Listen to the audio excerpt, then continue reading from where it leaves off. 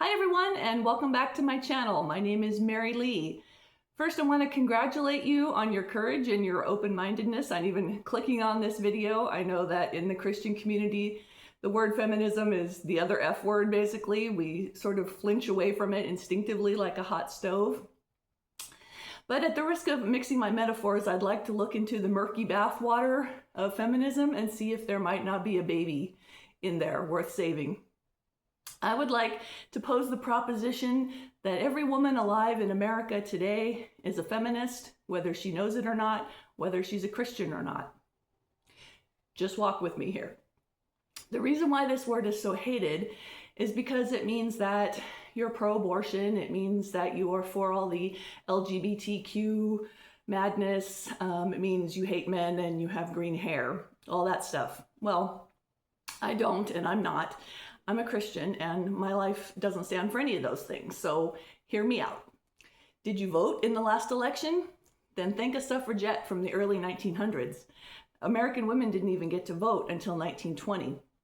Did you go to college? Did your daughter? Then thank Mary Lyon, Emma Willard, and Catherine Beecher. They were the founders of some of the first female institutions of higher learning in this country. Do you have a job outside the home, or at least have the option to if you need to? Do you own property in your own name? Do you have a bank account? Are you a business owner? Can you divorce your adulterous and abusive husband and still have access to your children? So many of the things that we take for granted today that we think are normal or that have always been this way have actually been fought for us for previous generations of women. The women's rights debates didn't spring out of the ground in the 1960s. There have been writings that go back as far as the 1700s. Look at Mary Wollstonecraft. And someone may argue that, that God gave us these rights and privileges. And to that, I would say amen, absolutely. God works through the means of human beings in the world to get his will done, and in some mysterious way, the actions of humans harmonize with God's will and plans in the world.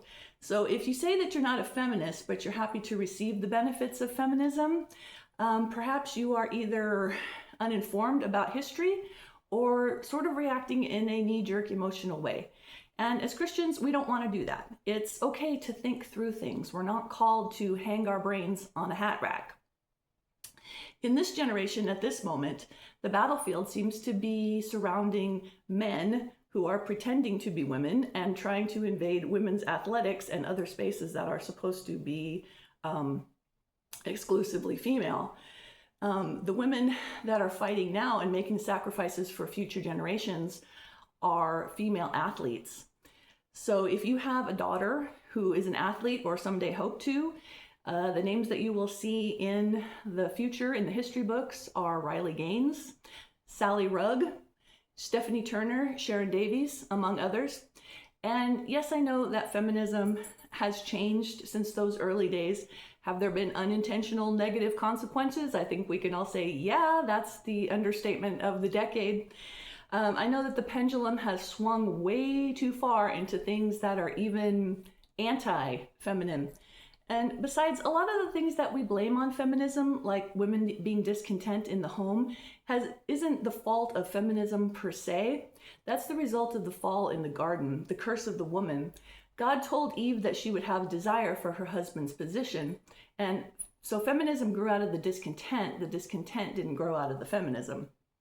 The difference is that secular feminists try to justify that and make it okay and try to fix it in a fleshly way. Whereas Christian women know that is just part of our sin nature and we have to fight against it. And we also know that we are inherently just as valuable to God as our brothers.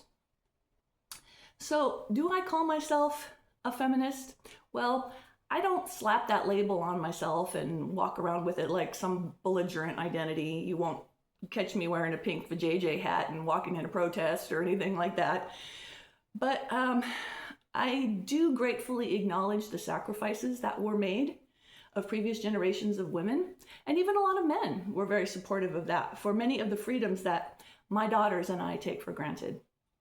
Well, maybe you've never thought about that before. So, well, guys, that's all I have today, and I thank you for hearing me all the way out till the end. I would love to hear your thoughts and opinions. Please drop a comment below, and if you're enjoying this content, please don't forget to like and subscribe, and have a blessed Saturday, and I will see you on Tuesday. Good night.